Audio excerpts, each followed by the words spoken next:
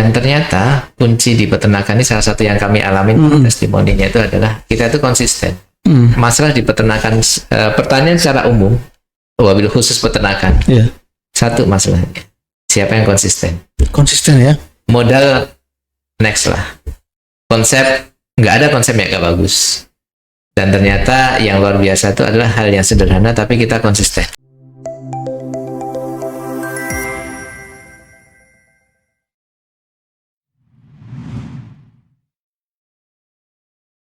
Yampi Podcast, bangga jadi petani.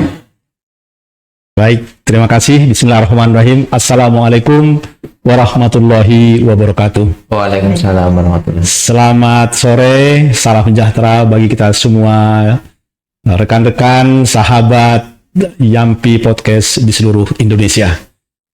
Alhamdulillah pada kesempatan ini saya Abdul Halim Sihotang ya mendapat kehormatan kunjungan dari Mas Budi Susilo Setiawan. Ya. Gimana kabar Mas? Alhamdulillah baik Pak. Sehat Pak Alim. Alhamdulillah. Alhamdulillah. Ya. Ya, sebelum kita berbincang-bincang lebih jauh dengan Mas Budi, mari sama-sama kita saksikan dulu video singkat berikut. MT Farm ini kita berdiri tepatnya bulan September di tahun 2004. Latar belakangnya adalah usaha ini sudah kita mulai dari 2 tahun sebelumnya, yaitu tahun 2002 kita coba-coba ketika pertengahan kami kuliah, kami mencoba untuk usaha di pengemukan domba. Tapi sebelum pengemukan kita mulai dulu dari penjualan musim kurban. Jadi kita berangkat sebenarnya dari jual beli kurban.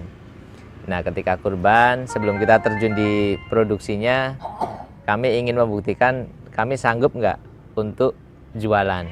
Nah, momen yang paling tepat untuk memulai jualan ini adalah di momen kurban. Nah, alhamdulillah tahun 2002 kita sanggup menjual walaupun kita nggak punya ternak.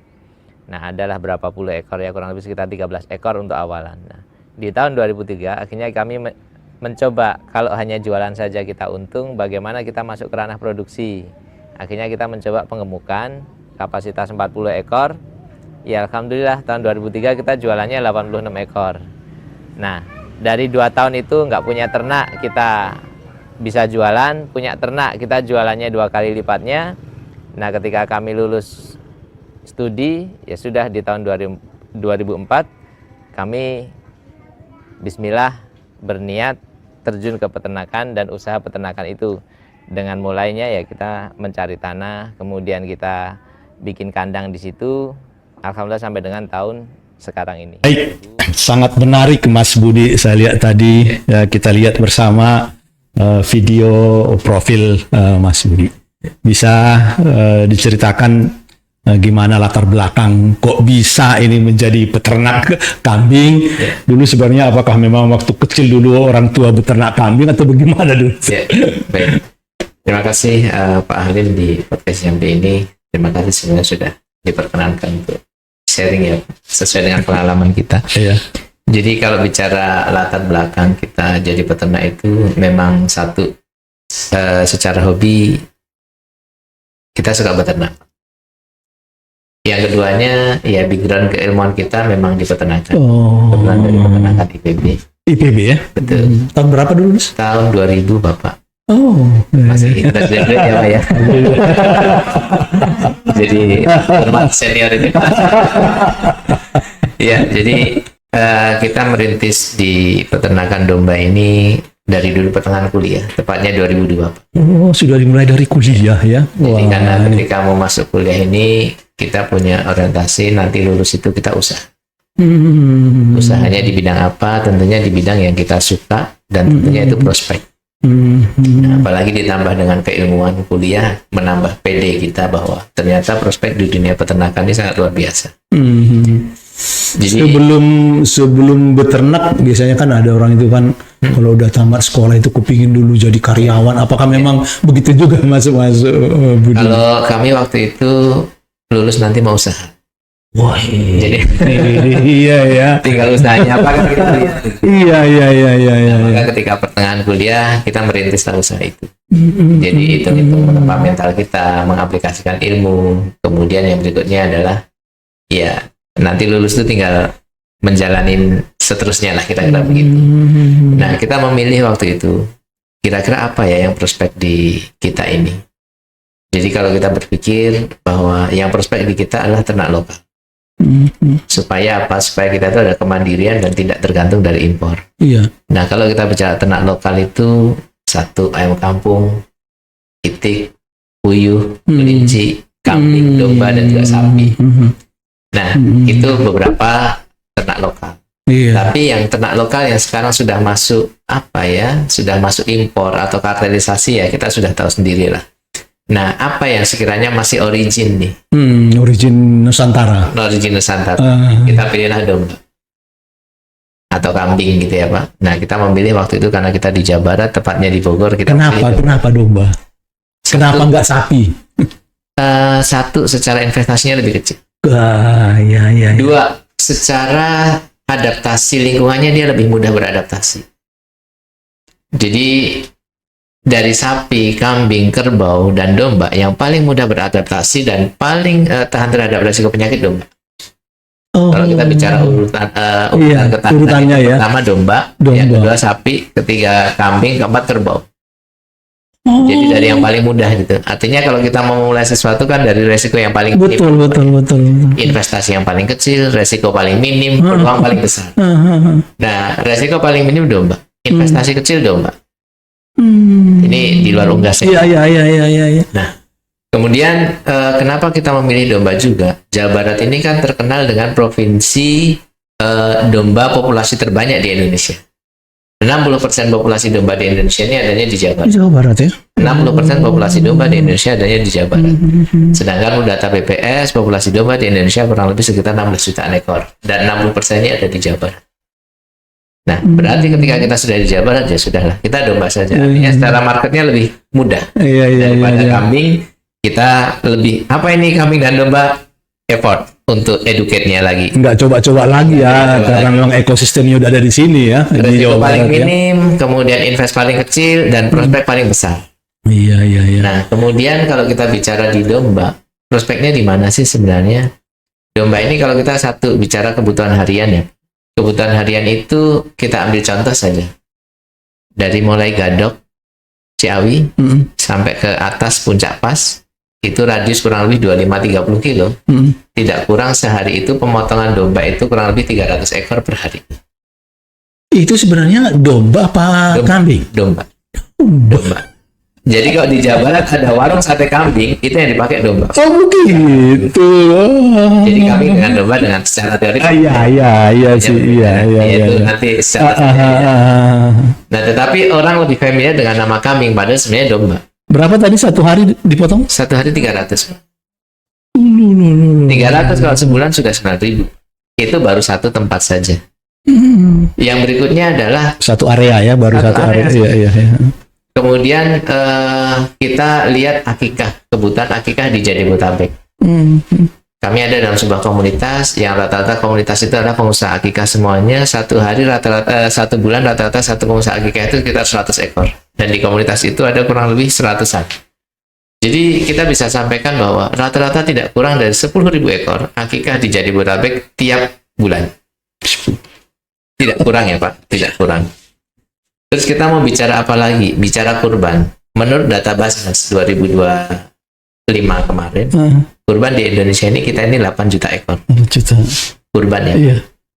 Nah, jadi kan tentunya kita juga berpikir bahwa domba ini ternak yang bukan hanya dibutuhkan harian, tetapi juga dibutuhkan untuk kebutuhan spiritual. Musiman ya. Spiritual itu akikah, yang kedua kurban. Ya. Dan kurban juga tidak kalah menarik tentunya, walaupun satu event sekali, tapi sekali kebutuhan 8 juta ekor. Pertanyaan berikutnya adalah, ini keberlangsungannya akan sampai kapan? Supply dengan demand-nya itu match-nya akan sampai kapan? Kalau yang bisa dipakai kurban itu adalah domba dan kambing, terlepas dari sapi dan kerbau. Populasi domba kita tadi kita sampaikan 16.000, populasi kambing kita kurang lebih 13.000, berarti kan totally kan 29 juta ekor. Kalau sekali kurban, kita itu menurut data Basnas itu adalah 8 juta ekor. Berarti kalau tidak dibarengin dengan pertambahan populasi, maka akan segera habis. Iya, 2 kali ini ya. Ketika habis, maka yang terjadi adalah supply dengan demand tidak manage. Bisa jadi nanti kita seperti negara sebelah Singapura, ketika kurban itu kita akan impor. Iya. Padahal secara geografis kita sangat mendukung sekali, dan secara kebutuhan atau need marketnya kita sangat besar sekali. Sebelum kita kurban disuplai ya Pak, Oke. ini kita harus peduli dulu.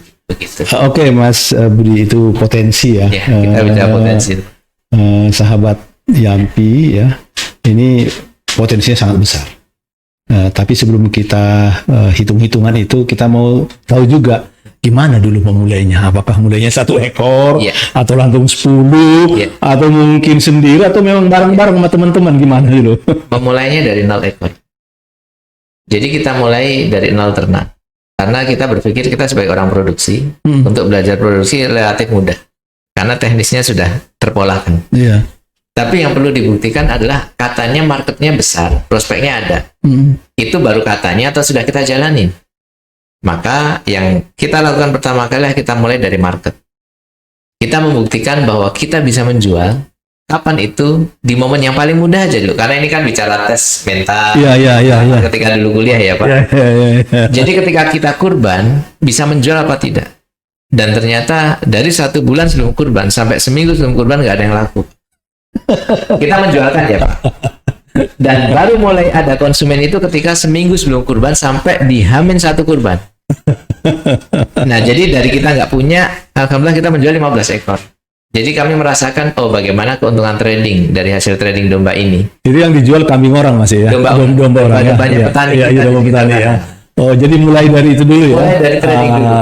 Itu tahun pertama 2002. Maka di tahun keduanya, di tahun 2003, kita mulai dulu, kita sudah punya experience di trading. Sekarang sebagai orang produksi, kita buktikan dong, kita membuktikan secara produksinya berhasil apa tidak.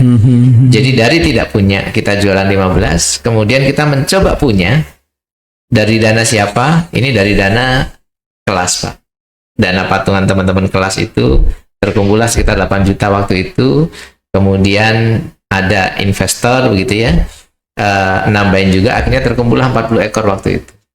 Waktu tahun 2003 itu kita masih beli kambing itu sekitar 300 sampai 400 ribu per ekor waktu itu. Yang bakalannya Pak. Karena kan setara bakalan itu kan setara 1 sampai 1,5 ya. Waktu itu masih 300-400. Iya. Nah, jadi kita dapat 40 ekor dari uang yang 8 juta kemudian ditambahin lagi. Nah, dari 40 ekor itu sebenarnya kami antara pede nggak pede. Dulu kita nggak punya ternak, jualan 15. Sekarang kita punya 40, ini jualannya bagaimana?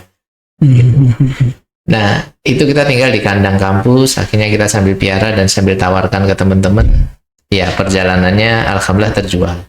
Dan yang terjual tidak punya barang jual 15, punya barang 40, yang terjual berapa Pak? 86. Nggak punya 15, punya 40, yang terjual 86. Berarti kan, oh ini berarti yang bener ya, potensinya luar biasa. Kan sudah terbukti itu. Ya, Pak. Untuk meyakinkan dulu ya, benar nggak sih gitu. 2004 kita lulus kuliah. Kami lulus kuliah, kemudian kita bikinlah usaha ini berempat. Oh, jadi tadi apa itu yang coba dagang jual domba itu sebelum lulus ya? Sebelum lulus. Kemudian setelah jual, laku, kemudian piara, laku. Nah, begitu lulus ini kita tambah pede. Ini nih contoh yang bagus nih, sahabat Yampi. Biasanya ya, umumnya itu adik-adik mahasiswa itu lulus dulu baru mikir-mikir. Ya kan, dan biasanya ada lag time, habis waktunya kan, mikir akhirnya ya, apa yang dapat aja kan gitu kan. Ini kalau Mas Budi ini enggak, jadi sebelum lulus dia sudah rencanain dulu, ini luar biasa ini. Iya. Nah, makanya begitu tadi lulus, kita mau ngapain? Usaha apa yang sudah kita jalanin aja, nggak usah susah. Karena kita udah punya experience 2 tahun kan, ilmu kita punya. Ini bicara SWOT-nya ya Pak. Iya. Ilmu kita punya, experience kita punya. Ngapain kita harus cari yang lain?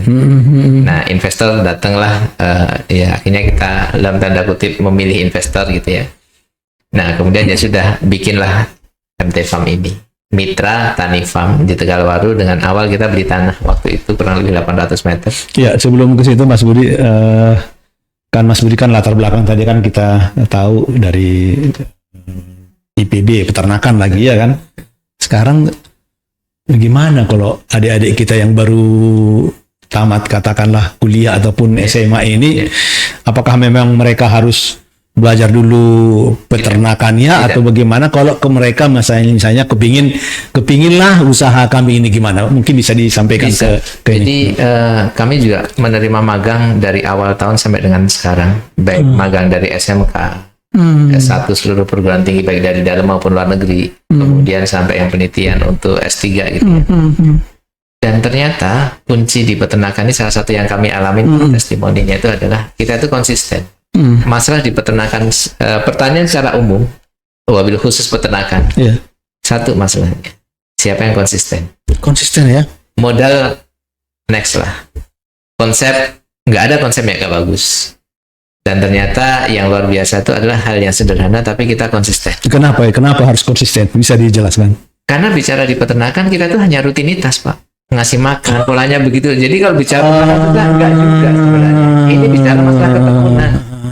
Dan tekun itu kan bicara masalah repetition ya, Pak. Iya. Nah, kadang orang nggak kuat di situ karena jemu. Begini-begini aja. Justru ketika kita begitu-begitu aja, kita akan berpikir untuk innovate apa yang sekiranya bisa mengembangkan ini semua. Nah, yang kadang kita nggak kuat adalah konsistensi dan kadang kita terburu-buru.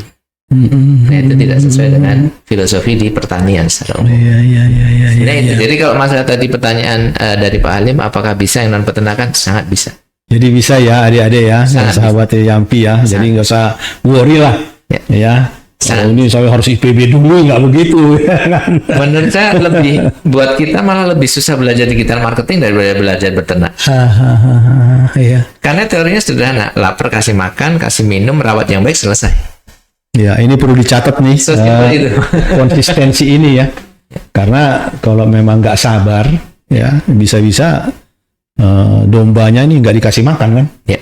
Ya, lebih mementingkan katakanlah jalan-jalan daripada ngasih domba makan. Ini yang perlu mungkin yang dimaksud dengan konsistensi Betul. itu, ya kan? Betul. Karena ini kan makhluk hidup ini, ya kan? Iya. Mas Budi ini sangat sangat bagus saya kira ya. Dari sisi tadi sudah kita tahu latar belakangnya bahwa peternak domba ini adalah original ya dari ini. Jadi kita kelihatannya menurut saya ya tidak hanya lagi berpikir untuk pribadi, tapi ini sudah memang harus berpikir untuk bangsa. Ya, Ya kan, bagaimana kita bisa mengembangkan potensi nasional ini, ya kan? Nah, sekarang kalau ada orang yang kepingin langsung sekarang, wah, saya mau ikut deh ini, gimana caranya, Mas Budi ini? Apakah memang bisa langsung ikut Mas Budi atau Mas Budi yang membimbing atau bagaimana ini? Semuanya insya Allah bisa, Pak. Kita ada beberapa program memang. Jadi dari experience kita itu kan akhirnya kita tulis di buku. Nah, setelah kita tulis di buku, banyak yang minta pelatihan. Iya. Setelah pelatihan, banyak yang minta pendampingan.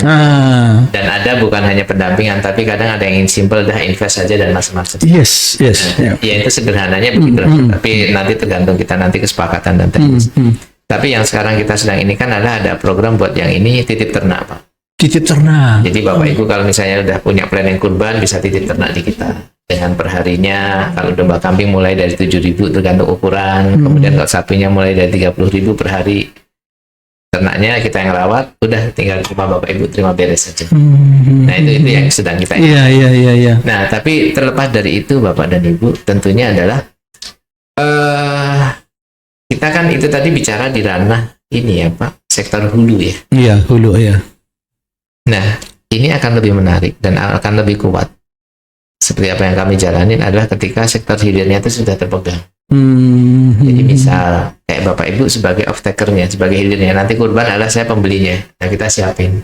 Iya. Ini kalau kita bicara individu, Pak. Iya. Kalau kita bicara korporasi, kami kerjasama dengan beberapa korporasi, CSR dan NGO-NGO di dalam dan luar negeri. Iya. Mereka ini ingin apa ya? Jadi narasinya begini. Mereka punya CSR peternakan, masuk ke kita, minta tolong ini didampingin SOP-nya bagaimana dan macam-macamnya. Kemudian nanti MT Farm menjadi off-taker dari peternak kita. Oke. Nah, dari situ kemudian MT Farm merubah menjadi produk ini, kita olah menjadi produk ini. Yang ini nanti bisa corporate branding, Pak. Atau personal branding.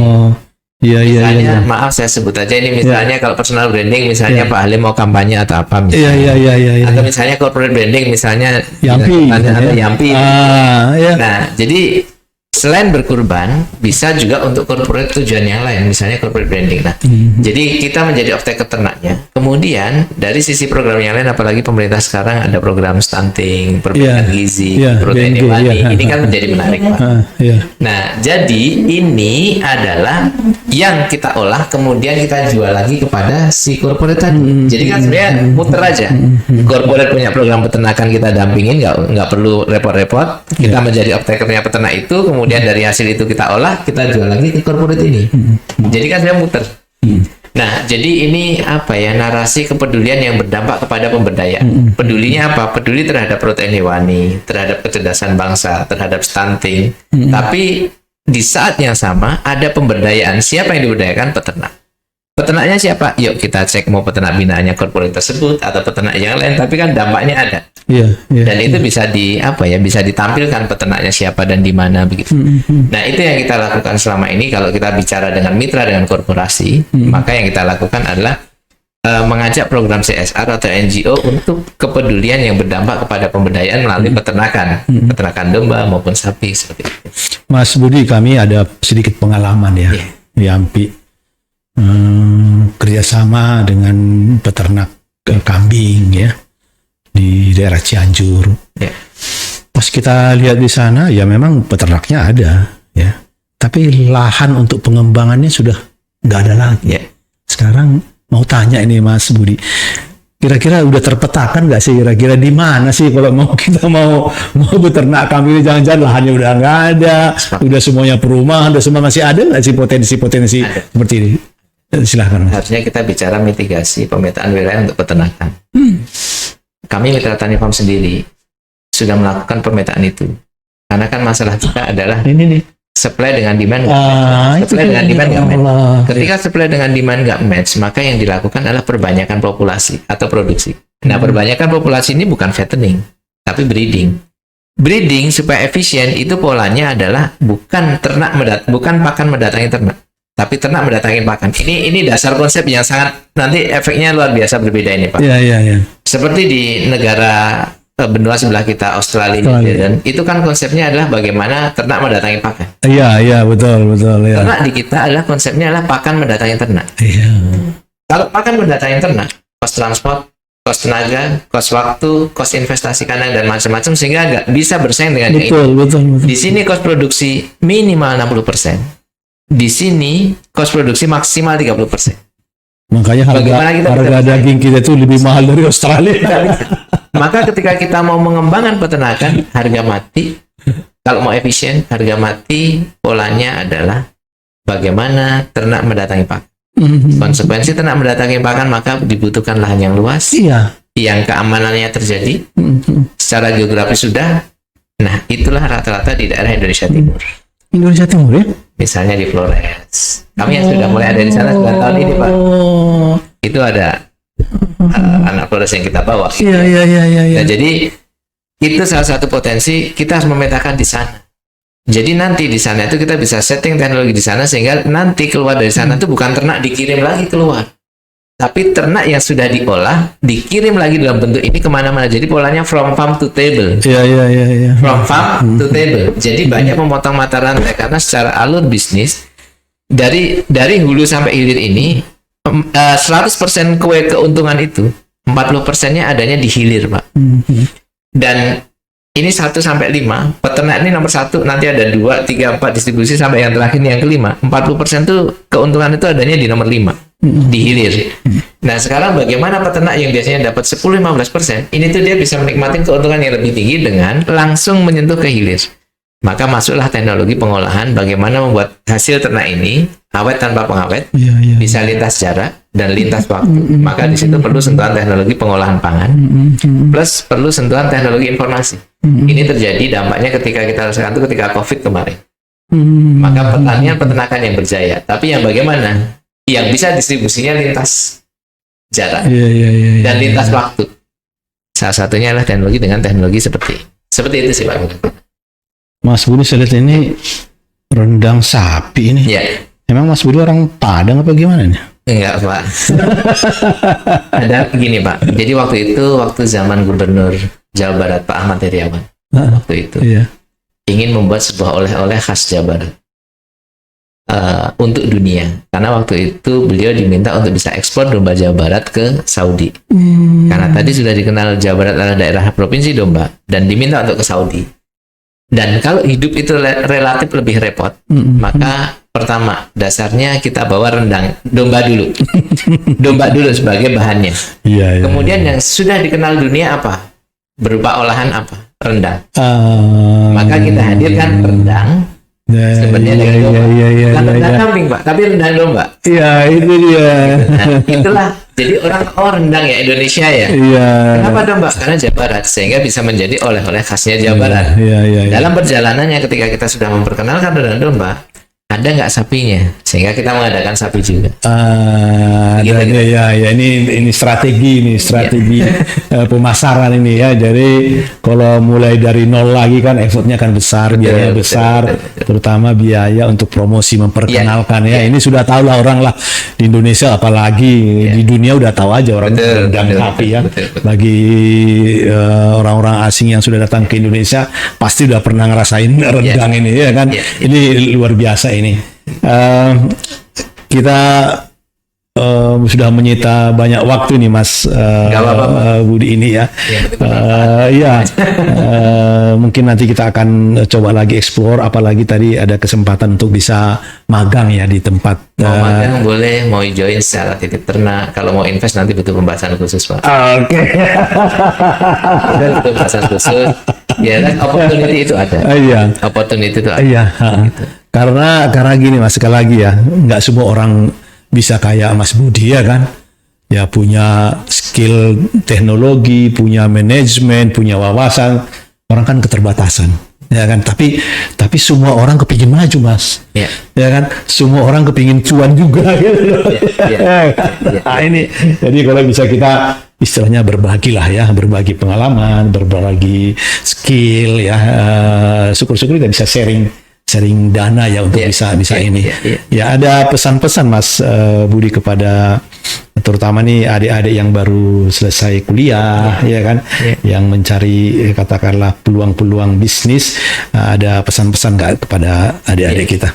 Baik, terima kasih Pak Alim. Jadi kalau kita bicara di pertanian secara umum atau khususnya peternakan, ini adalah peluang usaha yang tidak akan pernah ada matinya. Sepanjang sejarah manusia hidup, pasti ini diperlukan. Jadi kalau ditanya prospek, sudah pasti ada prospek. Tinggal bagaimana kita lebih memprospekkan ini dengan sebuah inovasi. Nah, yang keduanya adalah tentunya ini tidak bisa kita kerjakan sendiri dan semuanya bisa menjadi petani. Dan semuanya wajib peduli terhadap pertanian. Karena kalau tidak ada yang peduli, artinya dia tidak akan peduli terhadap kehidupan. Karena yang hidup itu Pak. Bicara ketahanan pangan. Ketahanan pangan adalah ketahanan masalah pertanian, peternakan secara umum. Nah sekarang kalau kita tidak peduli, mau siapa lagi? Semua katanya negara maju berawal dari pertanian. Berawal dari pertanian Pak. Cuman kan nanti muncul pertanyaan. Nah saya kan nggak tahu peternakan. Bagaimana saya bisa peduli? Peduli itu bisa dengan pertama aktif di situ, melakukannya. Yang kedua mungkin ikut andil di situ. Yang ketiga bisa membeli produk-produk pertanian hasil dari petani-peternak. Itu kan sudah sangat mendukung. Kemudian yang keempat yang berikutnya adalah mungkin dengan join atau invest atau apa-apa. Kan itu bagian dari kepedulian juga. Habis ini pertanian lama. Iya, memang namanya sebuah proses kehidupan kan nggak bisa seperti hal-hal yang lain. Tapi ini sangat krusial gitu. Ya, kira-kira seperti itu. Sahabat Yampi, saya tersirat ya, walaupun Mas Budi nggak janji, tapi tersirat ini ada peluang-peluang kerjasama. Ya tentu kerjasama ini harus saling menguntungkan ya, sesama anak bangsa, sesama milenial ya. Kenapa sih nggak kita kerjasama? Apalagi di zaman sekarang ini kan tidak perlu harus on the spot setiap hari ya kan, kita bisa percayakan, bisa kita dapat informasi melalui media-media internet seperti itu ya kan. Jadi nggak usah terlalu khawatir lagi sekarang, untuk bisa maju itu tidak dibatasi oleh ruang dan waktu sekarang lagi ya. Ini sekali lagi saya sendiri masih kurang sih informasi yang disampaikan oleh Mas Budi, tapi seperti tadi karena beliau sibuk dan kita juga nanti akan kita coba dalami lagi. Dan kalau perlu Saya kira operator sama teman-teman ini harus ke on the spot ini masuk bisa ya kira-kira. Wajib. Jadi nanti di sana mungkin memungkinkan nggak ya podcast on the spot begitu? Jadi nanti Bapak dan Ibu atau mungkin para pemirsa semuanya, sahabat Yampi, nanti kalau kita di sana nanti akan kita sajikan insya Allah bagaimana nanti peternakan dari mulai sektor hulu. Ini bagaimana ternaknya, kemudian bagaimana nanti proses pemotongannya, kemudian nanti bagaimana proses pengolahannya dan pengemasannya. Jadi ini kita temanya agro, edu, dan di sana kita juga ada kawasan hunian atau properti gitu lah. Jadi kita membuat sebuah kawasan. Dan kawasan itu bagaimana pertanian peternakan ini menjadi magnet atau sentral untuk orang itu tinggal di situ. Kan rata-rata kalau tadi yang seperti Bapak disampaikan di awal, properti itu rata-rata kalau ada pertanian disingkirkan kan. Iya. Nah sekarang tuh magnet dari sebuah hunian itu bukan mall, tapi adalah bagaimana farm estate yang menjadi magnet. Nah itu kita ada di sini nanti Bapak Ibu karena bisa menyaksikan farm dan ini ada di kawasan kurang lebih 20 hektar. 20 hektar. Nah, ada properti di situ. Ya, ini buat investasi properti yang lainnya ya Pak. Artinya kami ada jadi agro edu living tourism. Living tourism. Karena ketika Bapak nanti ke situ berarti kan berwisata. Tapi wisatanya apa? Bagaimana ini agro yang menjadi lead magnet dari sebuah kawasan sehingga orang tuh ingin tinggal itu selain di desa, di kampung yang dekat sungai, dekat sawah, dekat dengan pertanian secara umum. Jadi bukan hal yang pertanian itu disingkirkan, bukan, tapi bagaimana itu menjadi di dekat. Ini sangat menarik, apalagi untuk anak-anak keluar luar biasa. Kalau itu nanti kita jalan-jalan ya, teman-teman ya via kita jalan-jalan. Jadi nanti podcastnya live ya Pak. Iya live nanti kita. Baik. Sekali lagi terima kasih Mas Budi atas informasinya. Saya kira sangat bermanfaat ya. Mudah-mudahan kita nanti bisa ketemu lagi dengan Mas Budi, tentu on the spot nanti kita langsung di sana. Jadi sekali lagi terima kasih. Salam podcast dari Yampi kami. Sekali lagi bangga menjadi petani. Baik, terima kasih. Assalamualaikum warahmatullahi wabarakatuh. Waalaikumsalam warahmatullahi wabarakatuh. Terima kasih banyak.